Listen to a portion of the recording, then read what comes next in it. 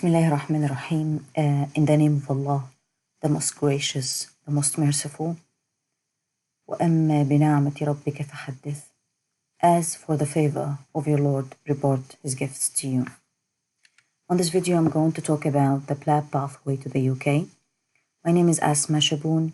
I am a pediatric doctor from Egypt. So I have passed the PLAB exams on 2019, and it's my way to thank God for His help, trying to show others how can they pass it too, and to guide them through the way. So the scope of this video, we're going to cover what are the pathways that can help you get a full registration with a license to practice on the UK. Second is about the PLAB journey itself, the timeline of PLAB, what are the exam dates, the costs of the tests, and then the English proficiency, which is either OET exam or IELTS. And then we're going to talk about PLAB 1, some facts about it and some study resources. We're covering also PLAB 2 and some study resources. And few words about the new test which will replace PLAB exams, which is called UKMLA. And then at the end, I'm going to finish with some considerations regarding this pathway. So I hope it will not be a long video. I'm trying to make it as small as possible, but we'll cover a lot. So let's start. Regarding the pathways to help you get a full registration with a license to practice in the UK, on the GMC website, they are mentioning 4 pathways which can help you get the full registration. The first one is passing the PLAB, which will be the focus of this video. The second pathway is about having a sponsorship with a GMC approved sponsor. There is a list on this link, and we can open it and have a look together. On that link, there is details about what is the direct sponsorship, what are the list of the sponsors who can sponsor you. So you can have a look on those, okay? Read it and get an idea. It's just like another pathway. And I'm trying to give you the links so that you can open and read. The third pathway is either CSER or CEGPR. And the fact that I don't have a lot of information about that pathway, so you need to search for yourself. The last pathway is to have an acceptable postgraduate qualification. And usually on this pathway, we hear about people taking the royal membership, like the MRCB or the MRCBCH and MRCS and MRCOG, and they get the license from the GMC by that qualification. But there was something that I felt interesting when I was reading about that you must be granted full registration with a license to practice within 3 years of passing your postgraduate qualification. This is interesting because it's not enough that you have the MRCB. You need to get your full registration within 3 years of finishing your royal membership exams. And there is a link here showing what are the kinds of postgraduate qualification which you can apply to get the license on the UK from. So, for example, on the US, there's only 3 American boards that are accepted by the GMC, which is in pediatrics, anesthesia, and radiology.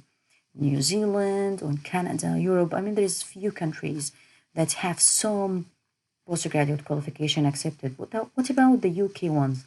These are, as I mentioned, these are the real memberships. So the MRCOG and for pediatrics and so on. So if you have one of those plus English exam, you can also register with the GMC. Let's go back to our presentation. So these are the pathways. We're going to talk about the first pathway and the most popular one, which is the PLAB pathway. So the PLAB journey, first of all, what is the word PLAB? Everyone know the word PLAB, but not all of us know the abbreviation, what it reflects. And the reality is that the abbreviation means Professional and Linguistic Assessments Board Test. It's a nice name. So everyone just remember the PLAB one. And there is a full page on GMC website about the PLAB. I will share my presentation with you guys at the end. It will be below the video. So you can access the links on my presentation and have a look at the website. There is a full guide for PLAB 1 and there is a full guide for PLAB 2. So what should you do to get into the journey? You need to create an account with the GMC, okay? So if you click on the link, when you go here, there is GMC Online. You click here and you register an account with them, okay? And so this is number one. I need to get an account. Yes, but what are the actual steps? You need to take an English test exam. It's either the OET, we're going to talk about it today, or the IELTS. And then you need to take PLAB 1 exam, and then you need to take PLAB 2 exam. You need to know that you have to take the exams in order. So you cannot start with PLAB 1. You have to start OET or IELTS first. And then you have to take PLAB 1. And then you have to take PLAB 2. So it's an order. You cannot, exchange between them or start with something else like PLAB 2 and go backward and so on. So be careful about that. The second thing that you're mentioning, that before you start booking the PLAB, you must have already an acceptable overseas primary medical qualification. So you're supposed to be graduated. But if you haven't graduated yet, the GMC will need a confirmation that you have passed your final examination so that you can apply for PLAB. So this means that if you have already graduated from medical school, you can start taking PLAB 1.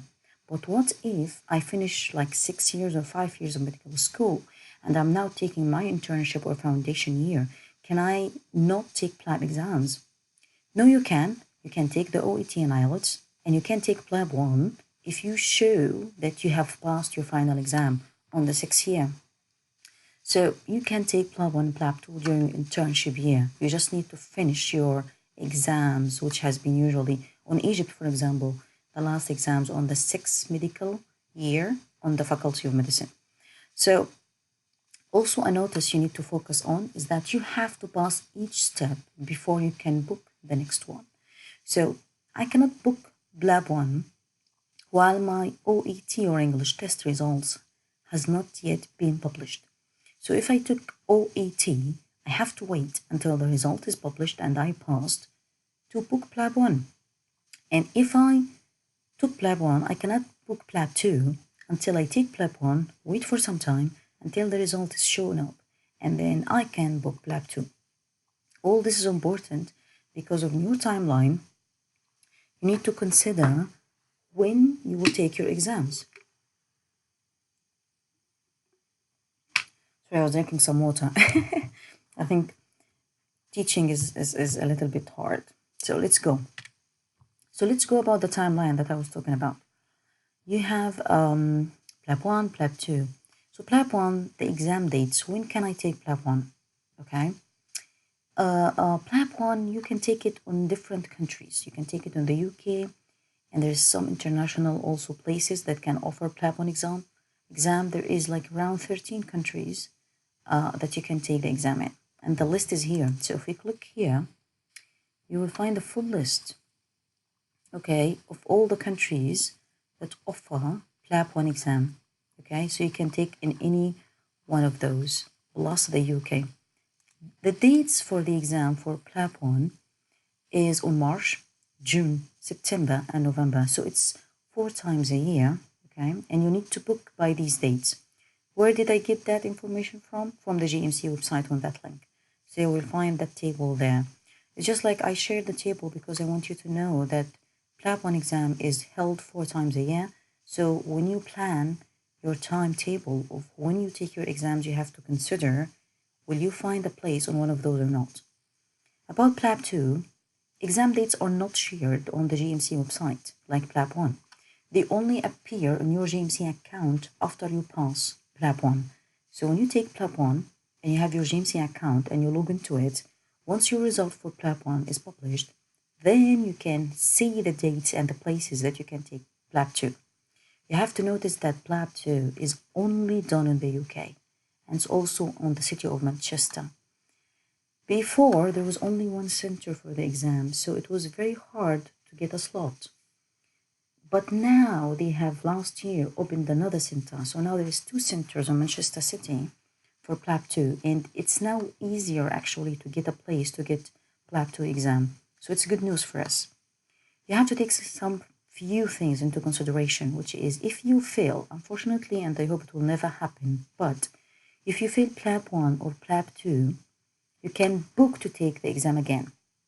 But you have to meet all the requirements. What are these requirements? It's that, first of all, you have passed your exams, your medical school exams.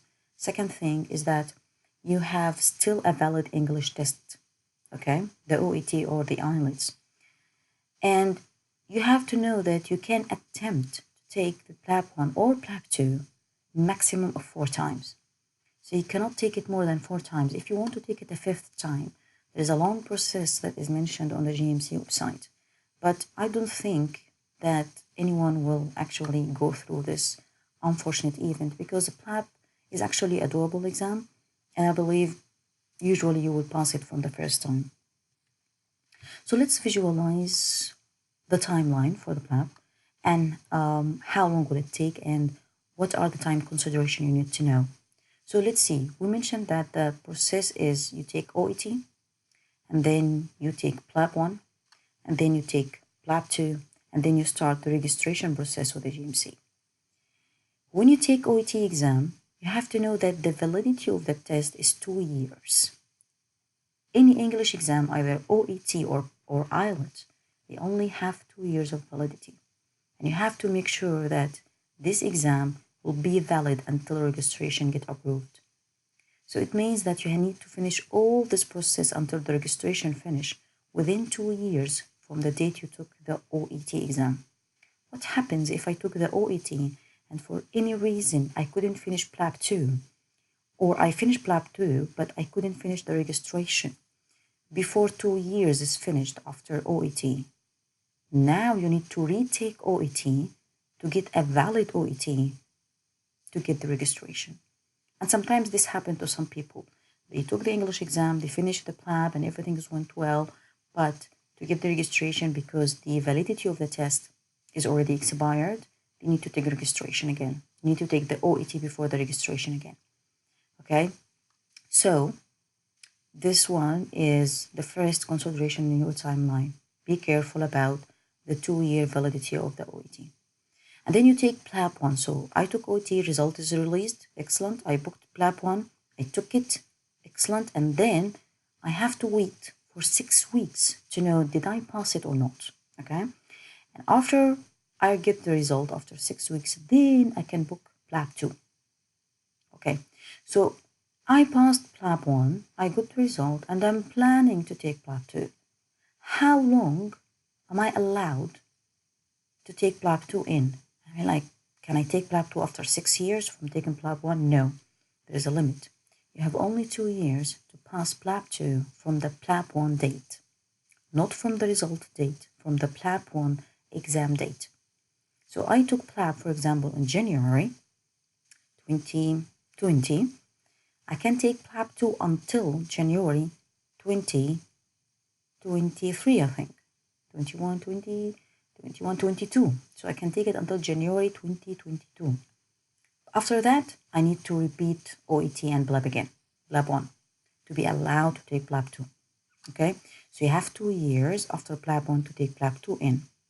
Okay, so, within the 2 years, I took PLAB 2. Excellent. The result of PLAB 2 will appear after 4 weeks, so it's like a month. So how long do I have after I pass PLAB 2 to get the registration? You have 2 years to get registered with the GMC from PLAB 2 exam date, not from the date of your result, from the exam itself. So after I finish PLAB 2, I have 2 full years to finish my registration process, okay?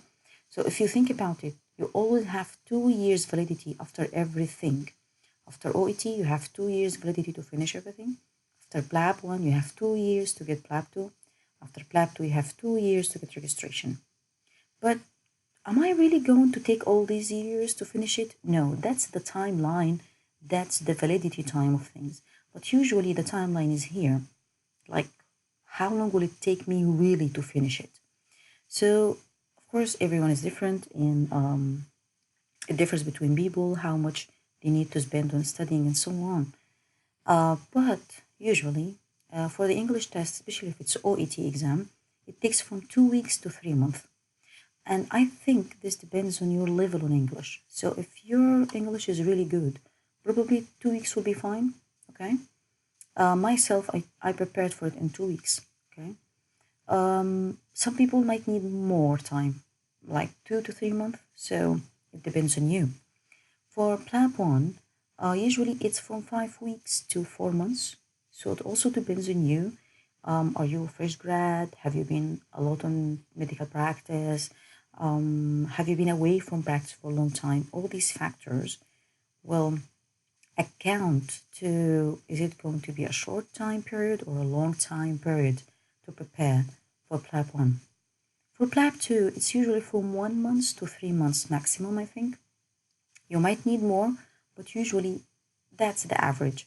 So overall, on average, it will be like the whole pathway until you get to registration process. It's like from 4 to 6 months.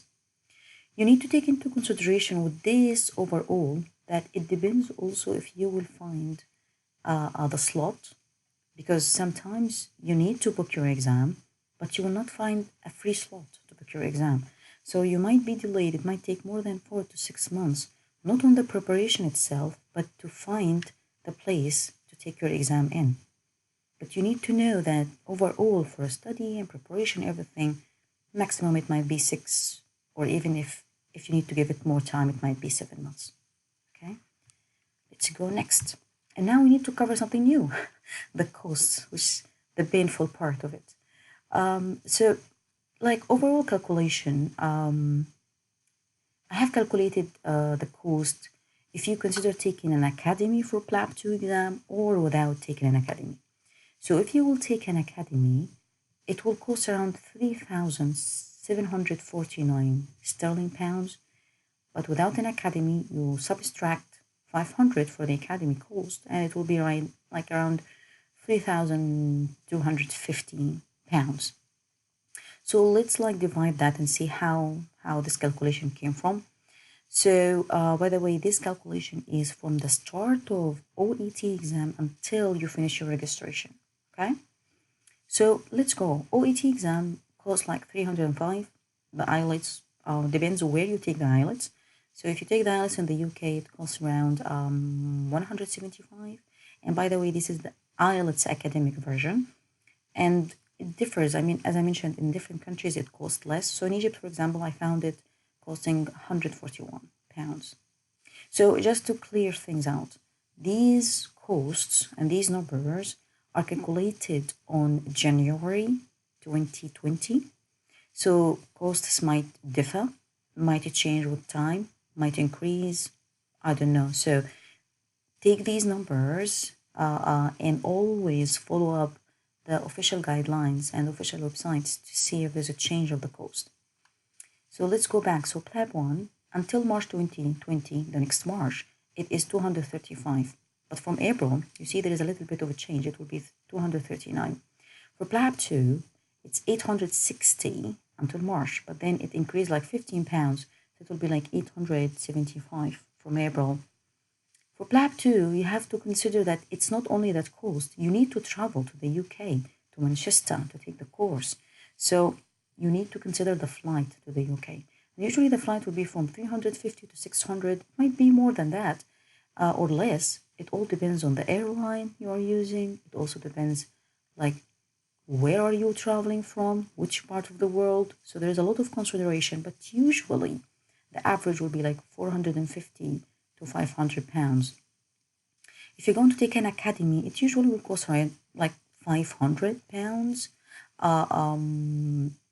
You have also to consider that these 500, I'm considering that you will apply for the academy within a group of 5, so you will get the discount. If you're not going to be on the group of 5 and you're going to be alone, it will cost you 600 pounds. There's an 100 pound extra for that.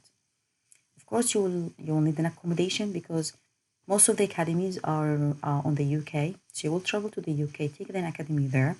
So the accommodation probably per month, it might be from 500 to 700. It might even be more. It depends on the location and like how fancy is the places.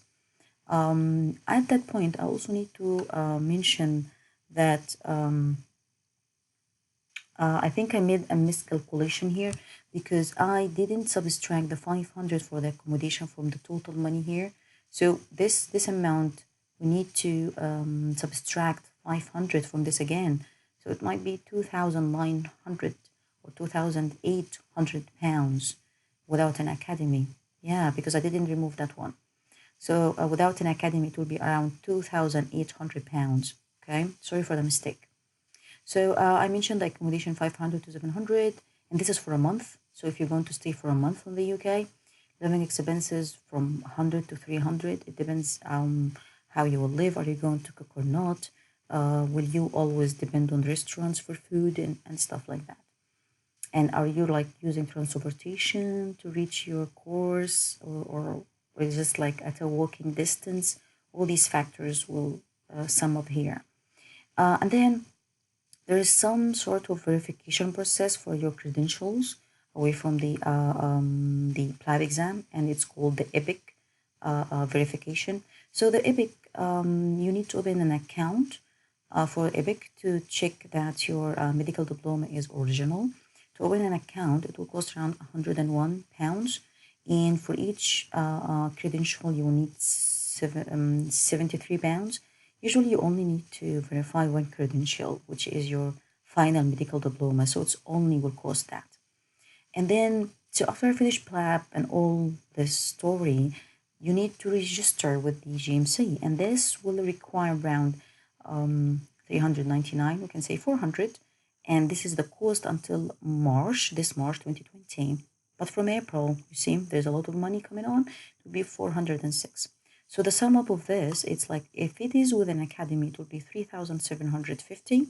And without an academy, as I mentioned, it will be around 2,800. And that was a mistake because I didn't count that.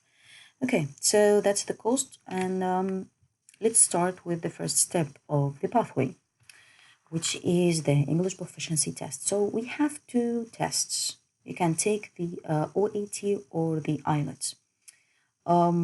I think I'm a professional on this because I have took IELTS myself like 3 times, and then I took OET, so I can compare both and give a little bit of insight on there. So the OET is an abbreviation for the occupational English test. Okay, the IELTS is abbreviation for the International English Language Testing System. So what kind of version you need to take for these tests that can be accepted by the GMC and the cost of it? You need to take the OET medicine version, okay? And it usually costs 305 sterling pounds. For the IELTS, you need to take the academic version, and it costs 175, or the UKVI, which is for the visa purposes, and this costs 200 pounds.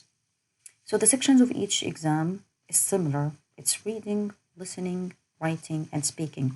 And usually the most tricky part of both is the writing part, especially for the international doctors, because we don't write a lot in English, and even if we write in English, we don't care about the grammars, about the structure, and all these things. We don't care about it. So we usually don't write very well. So we usually struggle with writing, especially with IELTS, because IELTS, they are academic. It's for literature. You need to write very well on the writing part. But in the OET, it's a little bit easier because it's only a medical language. And most of the writing tasks is a referral letter. So you have written a lot of those in your life. So it's easier to grasp. And I think it's, if your English is not that good, I would advise you to go for the OET. I will also advise people because, of course, IELTS is less expensive than OET. Some people, their English is good. Some people also finances are hard for them. So for such circumstances, I will advise that you try IELTS once. If you pass it with the score required, excellent. If you didn't, I would consider not to try IELTS again, and I will advise to try OET as a next trial. So let's speak about what is the score required by the GMC to be acceptable to take the PLAB. So in OET, you have to get a score B in all sections. OET exam is scored from A, I think, to E. So A is the highest and E is the lowest, as I remember. So for the GMC, they are requiring at least B in all the sections to allow you to take the PLAB after the OET. On the IELTS, they need band 7 in all the sections, and they need an overall band of 7.5. So you need to get 7 on reading, 7 on listening, 7 on writing, and 7 on speaking, an overall of 7.5. So I will advise also that if you're going to take IELTS, you need to do correction service. Let someone review your writing, a colleague, a service for payment. The fact that you need someone to review what you write is very important, just to help you with the score. Okay? What is the validity of the test? For both tests is 2 years. Okay? This is important, as we mentioned, because of the timeline. If you remember with me, the timeline from the start of the exam until the registration, you have 2 years. And this applies to the IELTS and the OET. It's for 2 years. As I mentioned, validity in relation to PLAB, your scores, this is from GMC website. Your scores must be valid on the day you sit the PLAB Part 1 exam and must be valid when GMC approve your registration application. This is very important. This statement applies for both exams. And what does this mean? It has to be valid when you sit only PLAB 1. So if I took OET and then it was like near the expiration date, but then I took PLAB 1 before that and it expires, can I take PLAB 2 even though OET is not valid? Yes, you can take PLAB 2. But when you come to registration, you need to take OET again because it has to be valid when you GMC approve your registration, okay? What about the home office? Because previously people, even if you take IELTS academic, to get the visa into the UK, if you get a job offer and you want to travel to the UK, you need to take another IELTS, which is the UKVI. So that was a little bit tricky. And myself, I never took academic. I always was taking the UKVI because I felt like if it works, I don't have to take it again, because it will be like taking double English exams. So I was taking UKVI. It's more expensive a little bit, but yeah, that was my strategy. So the Home Office accept UKVI, and recently last year, they accepted OET. Before last year, if you have the OET, yes, you finish the registration, you finish your PLAB and everything. But to get the visa, you still have to take IELTS. But for the visa purposes, they don't require this high scores. They require very low scores, actually. So it was not a problem. But thank God, recently, last year, they accepted OET as an alternative to the UKVI. So overall, you can take OET or take IELTS. It depends on your finances. It depends on your English level and so on. My advice will be to take OET, okay, as a first shot. But if for finances or your English is good, go for IELTS once. If it works well, excellent. If not, from the second trial, I will advise to go to the OET. Let's start with the PLAB 1 part. Some facts. So PLAB 1 is an MCQ exam. It's made of 180 MCQ. It's for 3 hours. And you choose the right answer out of 5 possible answers given. The exam is still paper-based, which means you will have a paper. It's not a computer, and you have to take your ID on the day of the exam. You need to take some pencils.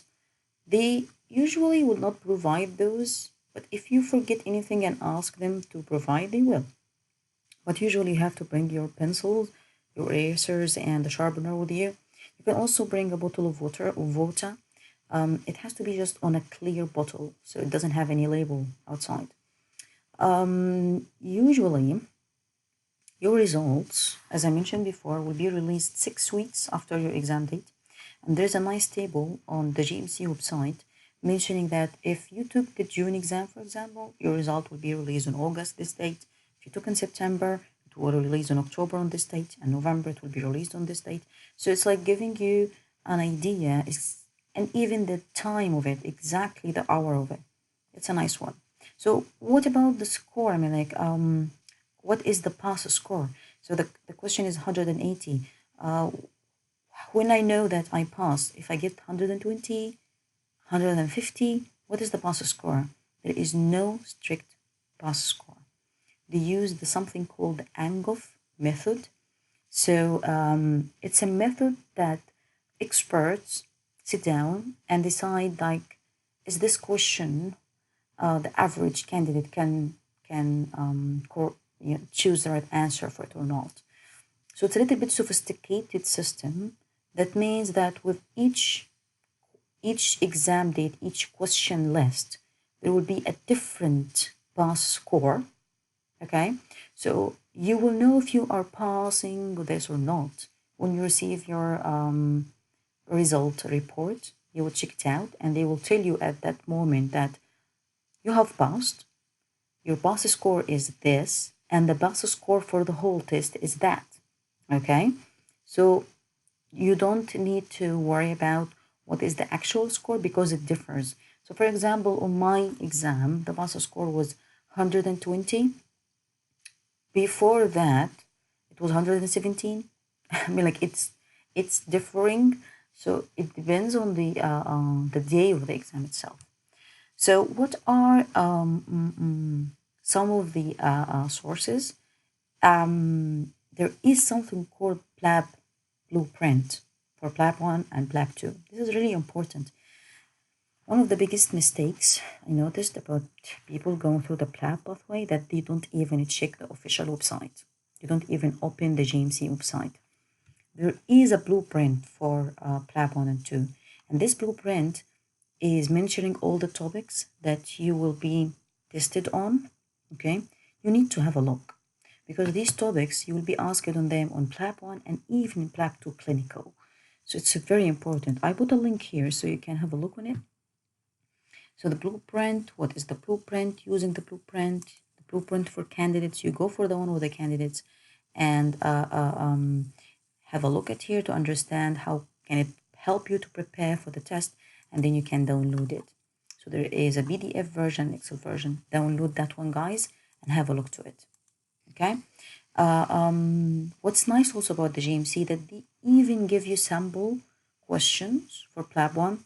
They give like 40 sample questions that you can practice with for PLAB 1. So like question 1, you can go down a very long list ending with 40 questions.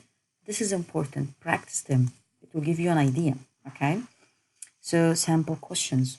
Okay. So to focus more about the study resources as a whole, what are the resources that I can study for in PLAB 1? I will advise having a look at the PLAB blueprint as number 1. Number 2 is the 1700 MCQ. Where can you find that? I will share that document below the video. But what is this? What is this 1700 questions? So it's a lot of people who were studying for the PLAB. They were like trying to practice together. They wrote a lot of questions. Some people go to the PLAB exam and they try to like write questions simulating the exam and what is the exam focusing in and so on. So they made a good document consisted of 1,700 questions. It's really good source to practice from. So you can have a look, practice with yourself, read it. And also they have made a lot of effort on this. They put like explanations, links, and so on. So it's like a very comprehensive source, if I can say. So you can use it as a source of study, but not alone. So I'm going to mention that, but yeah, it's a very good source. The third source after that is Plappable Bank. This is an MCQ bank, and it requires some subscription online, and it will cost around £20 for 3 months and £25 for 5 months. This is not expensive, guys, and it's totally worth it. Totally worth it. If you told me what is the one source for PLAB 1, I would say Plappable. Seriously, it is the best. And also it has some mocks, so you can practice. A mock is an exam for 3 hours with 180 questions. They are trying to teach you or give you a simulation of what will happen on the exam day itself. So it's similar number of questions, similar stress, similar time. So you can sit down and practice as if you were in the exam. And this is really helpful because PLAB 1, the most problematic thing with PLAB 1 is to finish on time. There's a lot of questions and the time is not enough. It will never be enough. So I have a friend, before I got to PLAB 1, she told me, if you finish PLAB 1, you will pass it. Most of the people do not pass PLAB 1 because they do not finish it. That was a very good advice because it's telling me how critical is time management for the exam. And that's why PLABable is good, because there is mocks that you can practice with to see if your time management is going well or you need to improve it. So I think I didn't get a link for PLABable. This is not good. So let's, yes. I just want to show you the website for it. So this is the PLABable, and this is the question bank. So, but you need to get another browser. That's fine. But that's the website. Let's go back for our presentation. Okay. Yeah. So overall, I will advise going to PLABable and subscribe for it. Another source is the patient info website. This website is a professional website, and it has links with the NICE Institute. But be careful when you read on patient info. There is a professional section and there is a section for patients. If you see this link, there's a word doctor here because it's a professional section. So if I open the link, I want to show you. So for example, bronchitis disease, you will see that this article is for medical professionals. So, and then you see all the data you need to look at and read about it. So it's a good website because it's giving you all the updates and it's giving you the NICE guidelines and everything. So, and also you will see the PLABable bank is referring to this website to help you with the links and all the updates and so on. So you can also look at the website. But I will not advise you to sit down and browse on the website. I will advise you open PLABable bank. When you answer questions and you have a topic that you need to learn more about or something like that, you can open it on patient info. PLABable bank itself will give some links to patient info in some topics. If you need more, you can open the website and put the topic and read more about it. There's also another source of the study for PLAB 1 is the NICE guidelines website. So if you click on this link, I'm sharing with you, and you can enter any like keyword, like, so for example, bronchitis, there is a link here, and then I can go and read about the recommendation, the assessment, and all the guidelines from the National Institute of Clinical Excellence, okay? The last source that you can use for PLAB 1 study, you can use the Oxford textbook of clinical medicine and Oxford textbook of clinical specialties, but I will advise that these books, you can use them as a reference, okay? You do not sit down and study from them. I will not say it's a total waste of time, but if you really want to pass PLAB 1, that's not essential. What's really essential is to solve MCQs as much as possible. And this is what PLABable bank is doing for you. You can keep answering the question, reviewing the questions, reviewing the question that you made mistakes with, and so on. And the more you answer questions, the more you get used to the exam. If you find a topic on PLABable bank that you need to read more, you can read on patient info, you can read on NICE guidelines, or you can read the Oxford textbook. But I will not advise that you just sit down and spend the whole time reading the textbook, okay? So these are the study resources for PLAB 1. Now, a rapid shift to PLAB 2. I hope you are happy with PLAB 1. I think the only thing that I need to mention here, and I think I mentioned it before, is the study time. So I believe PLAB 1 is from 5 weeks to 3 months is enough for it. I seriously do feel so. So if you are on medical practice, if you have been practicing for some time, 4 to 5 weeks is enough. But if you are just a little fresh grad or have been away from medical practice for some time, you might need 2 to 3 months, maximum 4 months. I mean, like, seriously, it doesn't require more than that. Now let's embark on PLAB 2. So some facts about PLAB 2, guys. It's an OSCE, okay? And a lot of people don't know what is OSCE, and I am one of them. And so the word is abbreviation for the Objective Structured Clinical Exam.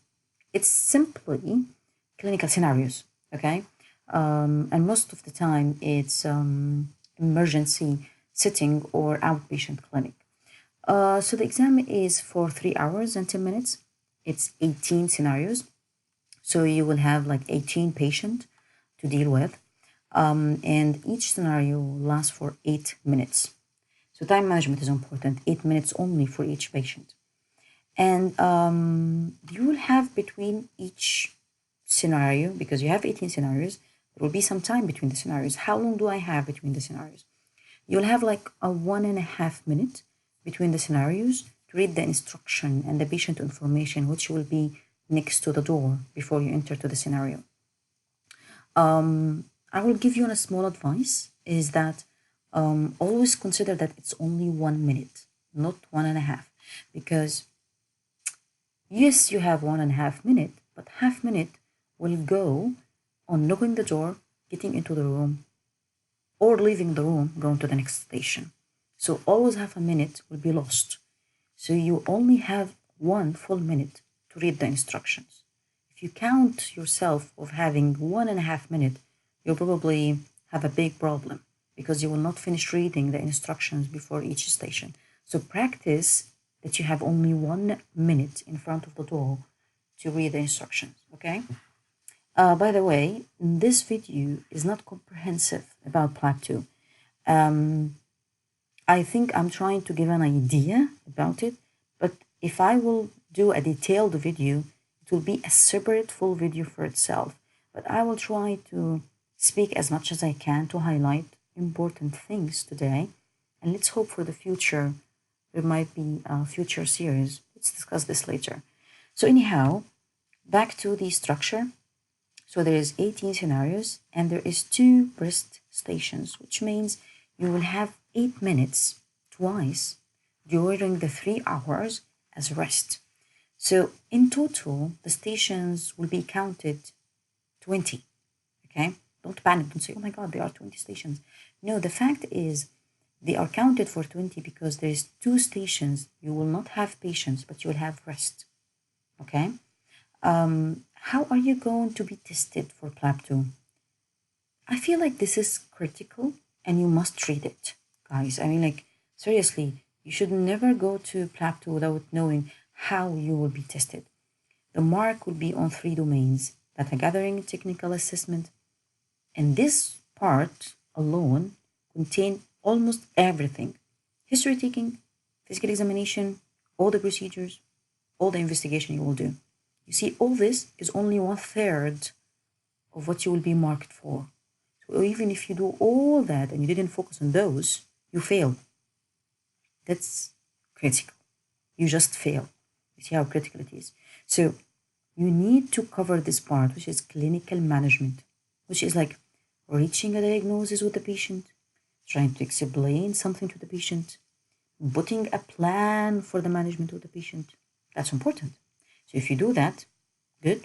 Now you cover another 1/3 of what you will get marks for. The third one is interpersonal skills. How you approach it. Did you have a rapport with the patient? Did you use open and closed question? Did you involve the patient on the strategy? Were you professional? Okay, did you understand any ethical issues? So you see, I mean, like, we always focus on the first one. We ignore these 2. And that's why a lot of people fail PLAB 2. Okay, because they don't know that. And that's why I think you need to read that. Be careful about it. And this page is important because on the clinical examination, they mention a few things and then they talk about practical skills. You will tell me what are the procedures they need me to do in PLAB 2. They are here on the link.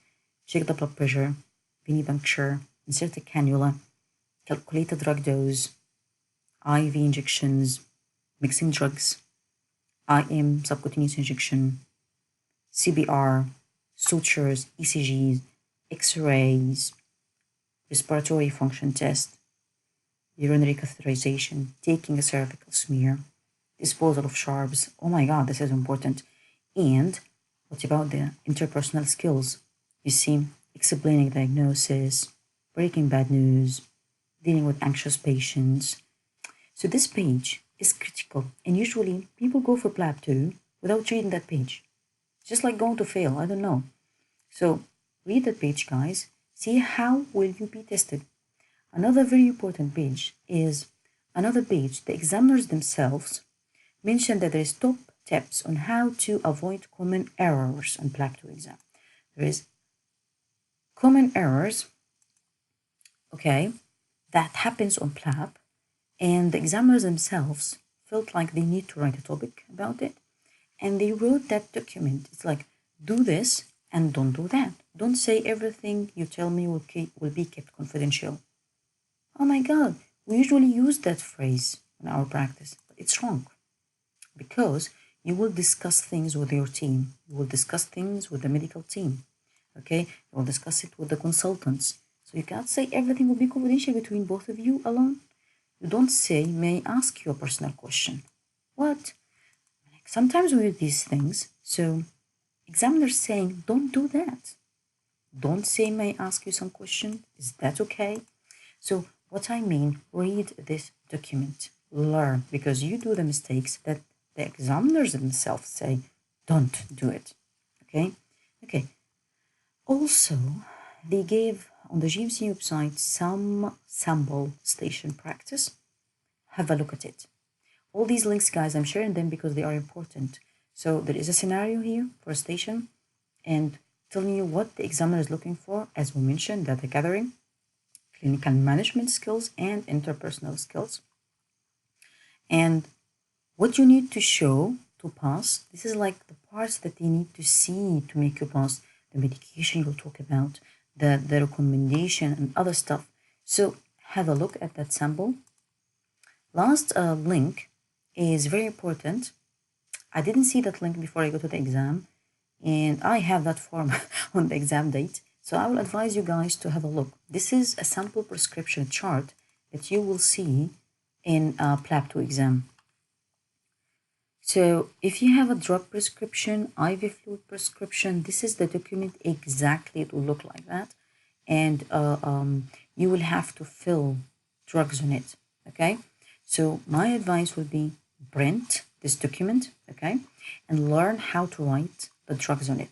You see, there is pages for everything. So there is like anticoagulants, there is for antibiotics, this is for regular medications, and like for everything, there is a page. There's for oxygen and so on, and drugs that will be given once. So learn how to use that. Practice it. Don't go to the exam and it will be your first time to read this. It will be stupid, as as myself did. But yeah. So overall, the GMC website giving a lot of resources that you need to learn to pass PLAB 2. And what people do, they just go to the academies and they don't read these things and they think they will pass.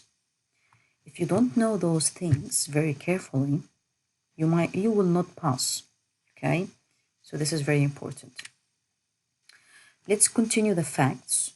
What is the dress code? If you go into the PLAB 2 exam, how should I dress? You need to be bare to the elbow with no watches, bracelets or rings, okay? And they give a video on the GMC website about how the exam is structured. It's this video, you need to watch it multiple times. I would advise at least 3 to 4 times to watch that video. It's showing you exactly how the day will look like, how the halls will look like, how the rooms looks like, everything, how the candidates are dressed on that video, okay? So let's have a look here. I just will open the link for you guys, but you will have to watch the video itself. The video is here, okay? What to expect at PLAB 2. Here you will see a lot of candidates and you will see how they are dressed, so you will know how you should be dressed. Usually the dress code is professional. You do not have to get full suit because you will not be dressed in a suit when you are on actual medical practice, but you will have a shirt and you will have pants. Don't wear jeans, okay? For girls, don't wear a lot of colors or very frank bright colors or multiple colors. Be as modest and as easy and simple as possible. Okay. Regarding the results, so you took PLAB 2 exam. When the result will be published, we published on the Wednesday of the fourth week. So it's like 1 month after your testing day. 1 month after your testing day. Pass score. From the GMC website, they say you must meet or exceed the total score and also pass a minimum of 11 stations to achieve an overall pass. So out of the 18 stations, you need to pass 11 to pass PLAB 2. Okay? PLAB 2, let's come to a big talk. It's about the study strategies, and there's a big debate about this. But I will try to highlight things and see from there how it goes. So the pass rate for PLAB 2, according to the GMC website on 2018, is 66%. Let's check out all the rates. So pass rates for PLAB 1, it's a nice rate. Like 70% of all those who got into PLAB 1 passed. So that's amazing for you guys. You will be from those 70%. For PLAB 2, 66% from all those who took the exam passed. It's a little bit lower than the last 2 years or something, because this is 2018. We don't have yet the statistics for 2019, but 66 was a little bit lower than before. And I think because of the strategies people are using now, it's not as good as it's supposed to be. So there are two strategies to prepare for PLAB 2. Either to take an academy, there's a lot of academies there trying to teach people how to study and pass PLAB 2. They were exclusively in the UK before, but now they are expanding, and a lot of academies are available worldwide in different countries. One of the academies I was checking it, and it was like giving courses in 6 to 7 countries. I mean, like, they are really expanding, and you might find some academies giving the courses locally in your country. So check out if you want. The second option or the second strategy, that you prepare without an academy at all. You prepare with yourself.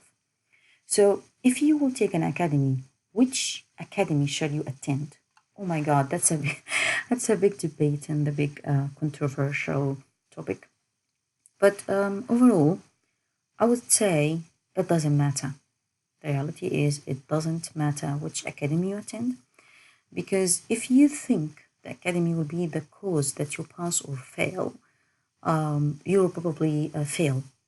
I'm sorry to say that. And if you go online on all the social media, you will find a lot of people saying that they attended blah blah blah academy and they passed, and they are saying that the academy was the cause of their pass, and they are just like praising the academy, like to the level that you feel like they are like prophets or something about PLAB 2. But another review from other colleagues attended the same academy and they failed twice. So what's the point? The point from here is that each academy will have a lot of colleagues taking the same academy. Some of them will pass, some of them will fail. So it's not the academy that is the source of pass or fail.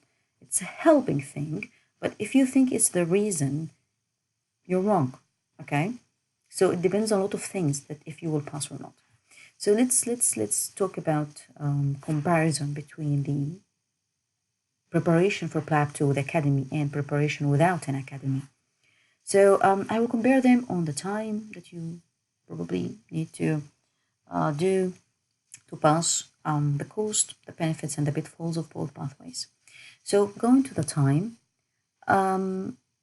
taking a PLAB 2 in academy probably overall will take 1 to 3 months to prepare for PLAB 2. Why is that? Because the academy itself takes 2 weeks.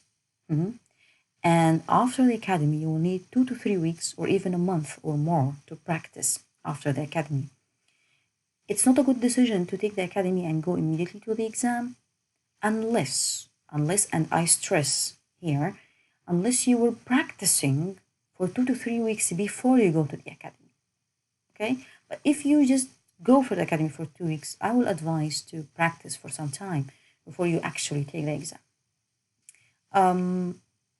If you are preparing with yourself without an academy, preparation time for PLAB 2 will probably be from 1 month to 3 months. I think both are same timeline, but for this one, you will go for 2 weeks out of the whole time period to take the academy. But this one, you're just practicing with yourself and with the things that I will mention today. Regarding the cost, academy is a little bit expensive because it will cost 500 if you are in a group of 5, you will get a discount, or 600 if you're alone. Just these are the fees for the academy. But then you have to pay for the travel and the stay in the UK. You might cut the travel expenses if the academy is available locally in your country. And my advice would be take it in your country. You don't have to travel in the UK. It's expensive to come here, guys. It's expensive to travel and to stay here. Accommodation is expensive. It would be much cheaper to take it back home if it is available home. Okay. So what about the cost? If I will study alone, if you will study alone, all you need is some study partners. So you will need a Skype account, which is free. Maybe you will need to buy communication skills book by Dr. Aurora. I will talk about it today. I'll give a link for it. It costs around £50. And maybe you need an online course. It also depends on you if you will need it or not. It's plus or no minus. It depends on you.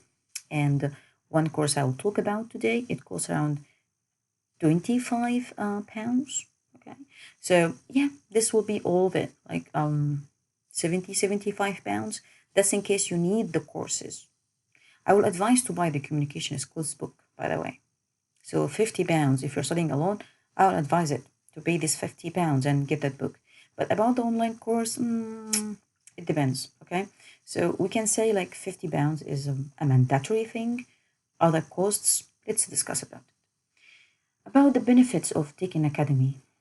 I think the most benefit of this is that it's the most popular strategy. Like everyone speak about PLAB 2 is like, oh, you have to take an academy. It's like the Bible. Seriously, it's like the Bible or the Quran or something. Like if you're going to do this, you need that. So and some people believe it makes things easier for them. Maybe. So that's the benefit of it. You feel also you are in a group. You find a lot of study partners on the academy. Even though it's a benefit, it's also a pitfall because all the people on the same academy will be studying with the same strategy and they will be studying the same things that the teachers gave them on the same academy. So probably you will not be exposed enough to other ideas and you will all be doing the same mistakes because this is what you got from the academy. So it has a pitfall and it has a benefit. So I mean, like, yeah, it depends. So yeah, the second thing about without an academy, the benefit of it that you have your own style because you study with yourself. You have your own scheme. You develop your own scheme because you are not getting information from a single source. You have a lot of sources you are using and you are practicing with people. And the people usually you practice with online, they will be more. I mean, like some of them will be taking at academies, some of them will not. And those who are taking academies will be from different academies. And this will give you more exposure to other people. So I think it's better. It will save also money. This is one of the benefits. And I believe personally that it's more successful strategy if you do it right. If you do it right and prepare well, seriously, it's more successful than the academy. And the rate of people taking the academy and failing once and maybe succeeding on the second or the third trial is increasing these days because, as I mentioned, some of the pitfalls, first of all, they educate you to use the script. Not all of them, of course, but there is a script for the scenarios.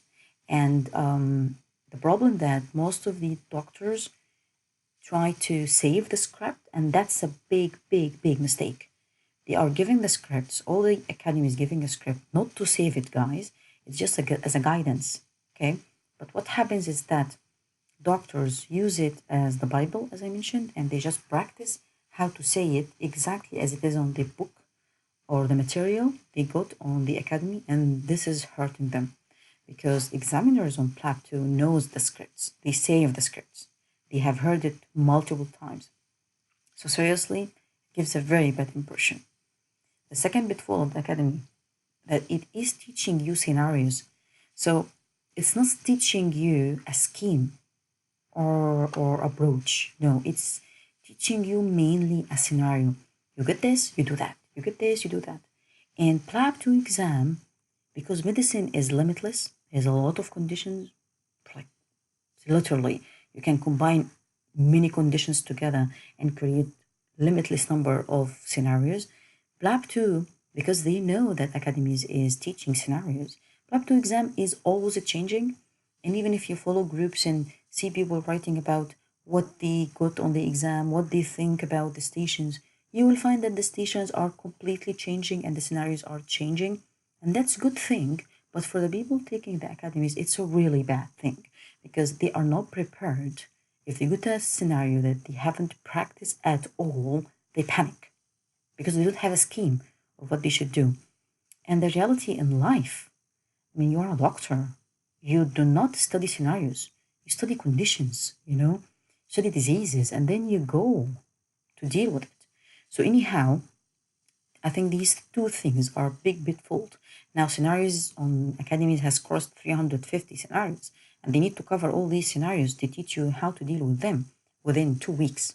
So you can imagine. It's like, I don't know. I think like the strategy of the most of the academies is not reasonable. But anyhow, also the pitfall there that doctors who took academy, they have some illusion that they will succeed because of the academy. I took an academy, this means I will succeed. This is, I will not say silly, but it's a total like mentality to fail. Because the academy, if the academy is doing something, it's trying to help you out, but it's not the reason you will succeed. If you think like that, this is like a ticket for fail. Seriously. So I will advise you guys, even if you, plus more, there's a lot of pitfalls here also. Like even if you will practice, do not restrict yourself to practice with people from the same academy. Try to practice with people from other academies and people who do not even attend academies. Be more wide, okay? Let's talk about the pitfalls of not going for an academy with PLAB 2. The pitfall here is that not much of the doctors have gone through that pathway. It's very hard to hear that someone didn't take an academy because almost everyone do. So it's a little bit unclear. I mean, like, what are the resources that you will study from if you don't take an academy? And how will you practice for it if you didn't take an academy?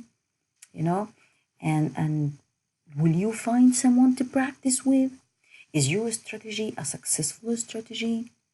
How would you know what you're doing is correct?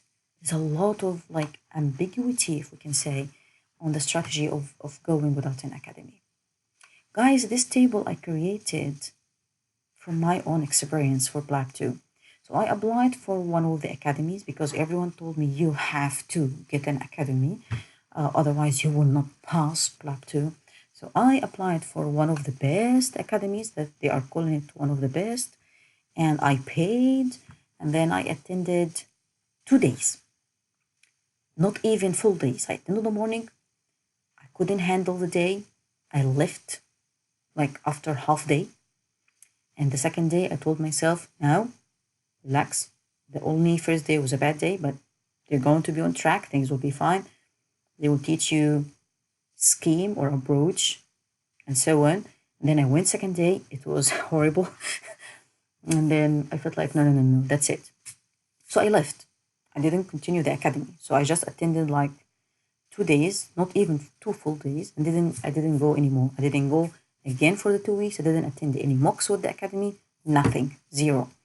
And then I studied alone.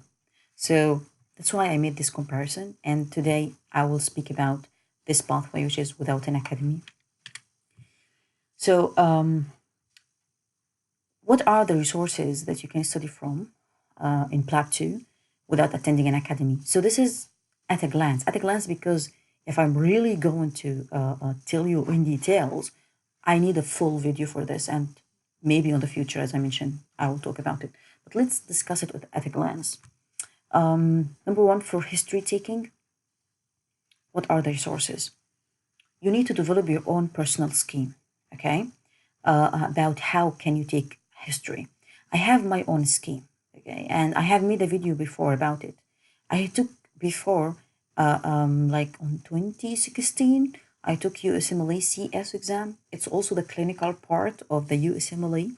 So at that time, I created a scheme for myself of how to take history and how to get my brain organized about taking history. And while I was preparing for PLAB 2, I used the same scheme and the same strategy for history taking, and my brain was really, really organized. So if you need to use the same strategy, you can watch this video from minute 50, because before that it's a little bit about USMLE things, but from minute 50 it's about how can you take history for different systems of the body. So cardiovascular, respiratory, they have their own scheme in history taking. Disease related to the GIT have its own scheme. Neurology has its own scheme, and so on. So when I go to the encounter and I find this like a scenario, neuro, immediately the scheme of neuro comes to mind, and I get in, organize, and have my own scheme. I don't panic even if I don't know scenario, because I have a scheme of how to go through this scenario successfully.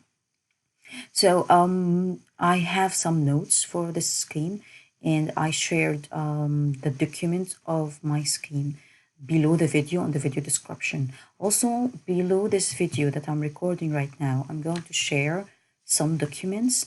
As I mentioned, the MCQs, the 1,700 MCQs, and I will share my scheme for history taking below this video. So you can download it from below this video or from this video, okay? The second video is about communication skills. Like communication skills about like dealing with angry patients, delivering bad news, talking to the patient, like addressing concerns of the patient. So I have also done a video about communication skills when I was taking USMLE also. Because I think communication skills is a universal thing, exactly like history taking, it's a universal thing. I think the video will be helpful for you guys. You can have a look on it, but you can skip the first part about the clinic section, because I was describing how the room will look like on the USMLE CS exam, but the room on the PLAB looks different. Okay, maybe later when I do a specific video for PLAB 2, I will show you how the clinic look like in PLAB 2 exam. So this is the video about the clinical communication skills. And I will advise here that you should listen to Dr. Aurora book for communication skills. And this book, guys, you have to listen to it like at least 2 to 3 times. I was listening to it while I was cooking, while I was doing anything. It's a really nice book. You can even take notes. This book costs around £40. This is from his website, of Dr. Aurora website itself. You can download it on your mobile and listen to it. So it's around, as I mentioned, £50. It's really, really worth it. So buy that book. Other sources is about the clinical examination steps. So I talked about history taking, right? So we talk about history, communication skills. What about clinical examination? How will I examine the patient or the mannequin? Because on PLAB 2, you do not examine patients, real patients. You examine a mannequin. So you will find like a plastic body mannequin that you examine. Be careful also, because you will not have a full body all the time. You will only find part of the body. So if they need you to examine the heart and the abdomen, you will find like only the upper part of the body, the upper trunk mannequin. If they need you to examine like the genital area, there will be only the genital area there to examine. So you will not always find a full mannequin body. So yeah, consider that. So how can I learn about clinical examination? I will advise about the website of Geeky Medics. It's amazing website. It's brilliant. Just this website is brilliant, and it's all free. I mean, like it was my main source to study clinical examination videos. You will find. I will advise you guys to watch all the videos under the clinical examination section and under the procedure section, and then you can practice with yourself and your colleagues. This is the website. Let's have a look on it. So if you open Geeky Medics website, you will see like clinical examination. You see, I just highlight here. There is cardiovascular, respiratory examination, gastroenterology examination, musculoskeletal examination, and there are videos there, so you can watch them doing it and like communicating with patients. And then let's go for the procedures like IV access, injection, catheterization, gynecology, surgical, everything. I'll advise you guys to have a look here. Even if you need communication things, you will find like, how can I communicate? You can do that. So I will advise at least these two things, these two items here to be fully studied. Okay. And then after you finish with that, practice with yourself. I was practicing with my pillow, seriously, in my room alone. That was the best strategy I had. And you can study also practice with your colleagues. Okay. Another resource that you can use is Bromley emergency courses. These require prescription, they are not free. So the Bromley emergency courses, they give physical courses in London, I think London, as I remember, but also they give an online course. So if you are practicing alone and we are not attending academy, because this is an academy, if you are attend the one on London, it's like 2 days academy, you can just apply for the online course with them and study at home. Subscription is very cheap. It's £25 for 1 month access. And I think 1 month is enough. But if you need more, you can go for 3 months, like £60. Is it worth it? Yes, it is worth it. Because the videos for the Bromley emergency is focused at PLAB 2 exam. So they go through you on the 8 minutes of how should you do things. They have videos about history taking, communication skills, procedures, acute care, clinical, everything focused at PLAB. Even though Geeky Medics is a brilliant website, it's not focused at PLAB. It's focused as the best practice of how to do things. But Bromley is showing you how can you do them for PLAB within the time limit given in the PLAB exam. You have only 8 minutes. So how can you do everything you need to do within the 8 minutes? So for me, if I will pay, I might pay for 1 month. Yeah, but it's not necessary. It's not a mandatory thing. But I'm just advising if you need to like do it really well, take one of the courses. This is the link for it. So I just want to show it to you rapidly, guys. So this is Bromley, and these are the courses, and we are on the online course, PLAB 2 online. And like, as I told you, there is a package, 1 month, 3 months. And if you click here to see like what is covered, this is what's covered. Procedures, communication, acute care, OSCE, ethics. All this is for £25. It's totally worth it. So let's go for the, okay. Let's go for one also, one of the other sources that you can use is the Oxford Medical Education YouTube channel. It's a free channel. And it's only clinical examination videos. You will not find like history taking and stuff like that. It's a free YouTube channel. Nice videos also. And it's taking some time to load. But you can have a look at it. I hope it will load easily. I think because I opened a lot of links. The computer is collapsing. So yes, this is the Oxford Medical Education. If you look here, you will find like ALS. There is like 6 videos there. Shoulder examination, respiratory examination, oxygen therapy, IM and subcutaneous. I mean, like, all these videos, you can have a look at them. Okay, watch and practice. What about, I need to talk to the patients, you know, you want to describe like what is aortic coarctation to the patient. How will you describe that? Or like anorexia nervosa, how will you describe that to the patient? Or you want to tell the patient that they need to do endoscopy. How can I describe endoscopy to the patient in a lay language? I will advise you with the fantastic website that one of my friends told me about. It's the NHS Conditions website. Let's have a look. It's a brilliant website. And this website, guys, is like have all the medical conditions like alphabetically. And if you click, for example, like that, you will start reading like what is that? You see, they are mentioning it on a layman language. It's like a bulge or a swelling on the aorta, which is the main blood vessel that runs from the heart down through the chest. It might be dangerous, and if not spotted early, can get better, bigger, and it can rupture. And people, I mean, like this is how you should talk. And even you see, like describing the symptoms, and you might get tummy pain, you might get lower back pain, and what should you do, and who's at risk, and all these things is how will you communicate with the patient and talk in their language, and what are the advice you need to give them, and how can we screen for it, and a lot of things. So this website is like a gem, seriously, like a diamond. Use it, use this website, and always use the list. So when you go to the list, you will have everything. So when you have like any condition, you can just click on the starting letter and have everything. Alcohol misuse, how can I talk about it? How can I discuss it? Like what are the risks? What are the amount allowed? And so on. Everything is on this website. So try to read on it. Okay. So to communicate the medical stuff with the patient, have a look at NHS conditions. And then at the end, it's the study partners. Study partners are critical, critical, critical. They are crucial, by the way. I used Skype partners. It's really easy to get Skype partners.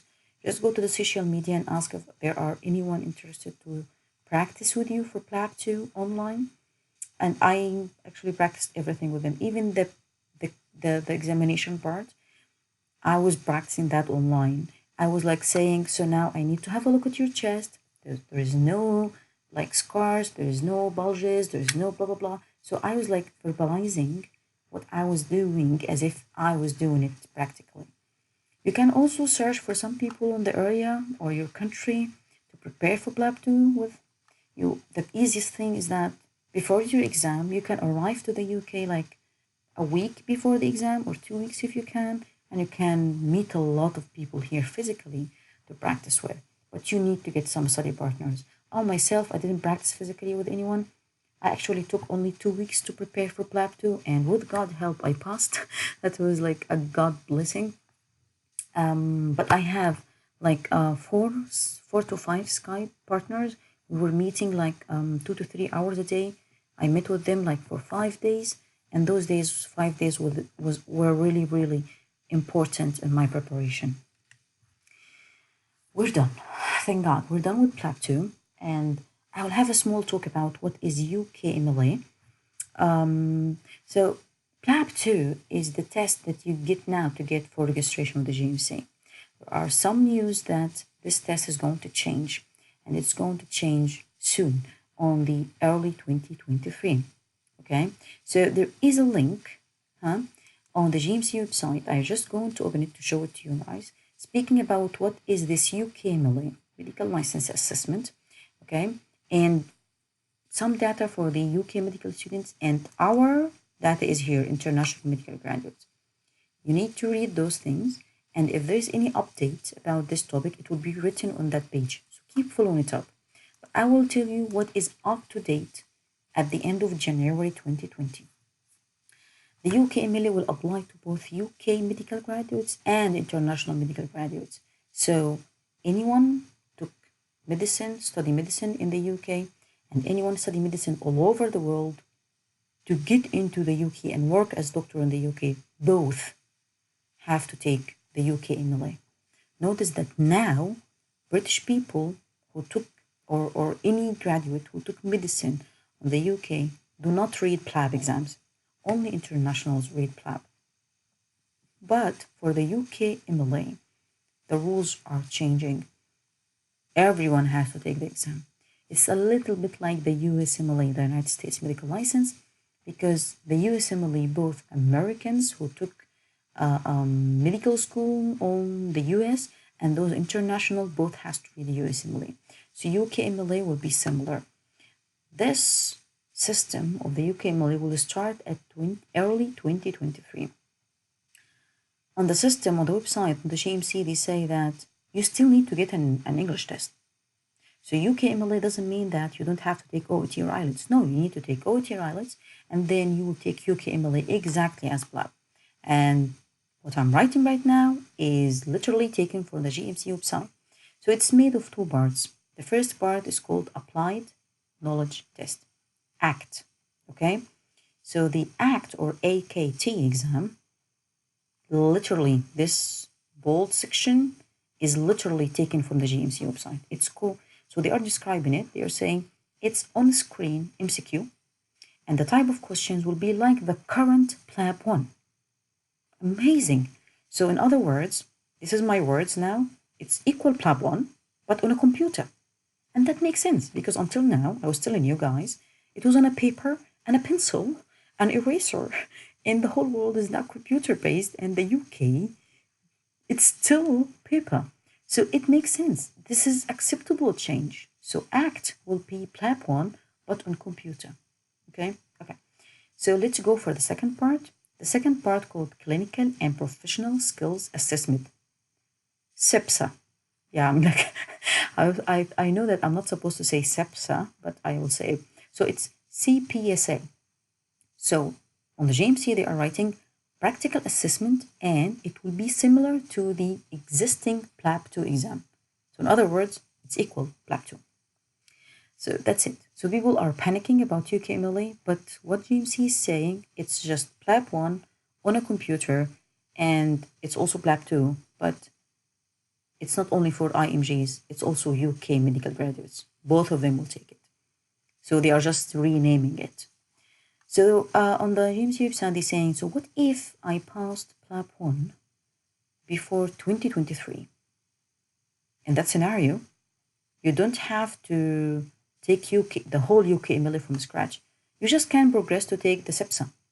Because you take the PLAB 1, you take what's equivalent to PLAB 2, take the SEPSA. So what if I took PLAB 1 and I failed the PLAB 1 before 2023 and then 2023 came? Shall I retake PLAB 1? No. You will take ACT, which is equal to the PLAB 1, and your PLAB 1 attempt will be counted from the total maximum attempts of ACT. You remember when I said that you have only maximum of 4 attempts to take PLAB 1 or PLAB 2?